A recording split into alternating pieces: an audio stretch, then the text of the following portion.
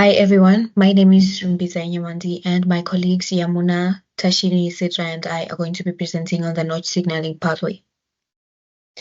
So this is our table of contents, which has the introduction of the pathway, the key steps of the pathway, consequences and malfunctions of the pathway, solutions or interventions, and functions of the pathway.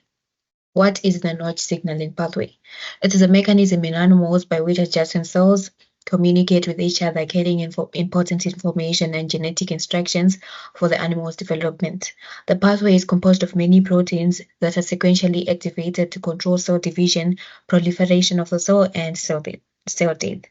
As a cell surface receptor, notch transduces short-range signals by connecting with transmembrane ligands on nearby cells called serrate or jacket cells and delta, also known as delta-like in humans. Here are the key steps of the notch signaling pathway. The first step shows the first cleavage by PC5 furin and attached to cell membrane. Second step shows first ligand receptor binding. Third step shows conformational rearrangement and second cleavage by ADAM. The fourth step shows sequential cleavages by the Y secretase. The fifth step shows transport to cell nucleus, and the sixth step shows transcriptional regulation. So here's a video that will help you understand the key steps of the notch signaling pathway intracellularly.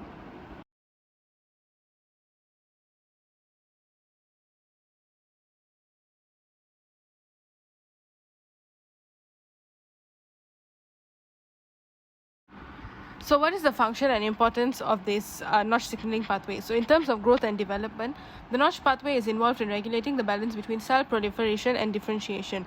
By controlling cell division, it ensures that tissues grow properly during development.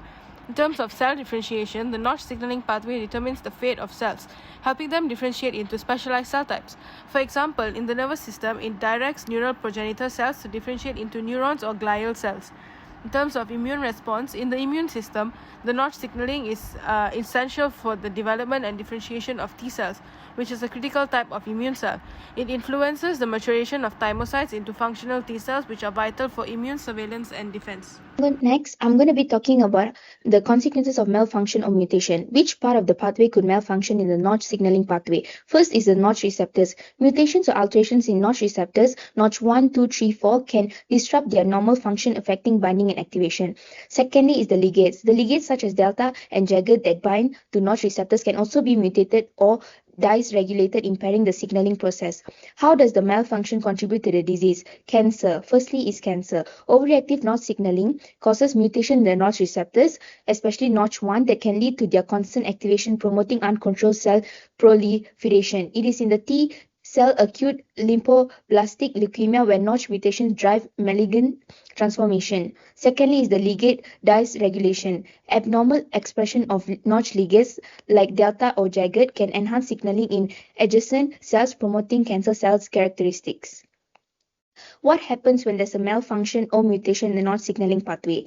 Firstly is the stem cell dysfunction. It causes impaired notch signaling that can affect stem cell maintenance, leading to premature differentiation or loss of stem cell population, impacting tissue regeneration.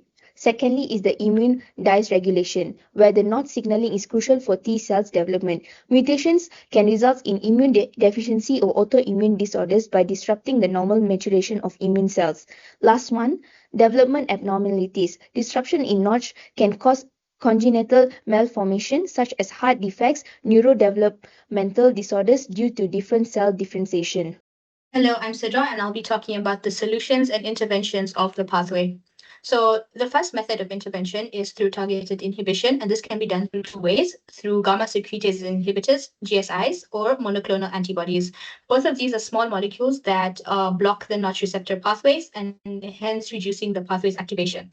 The second method is small molecule inhibitors, also CB103 or impedance. And both of these are also small molecules that inhibit the notch transcriptional activity, hence preventing the expression of the target genes.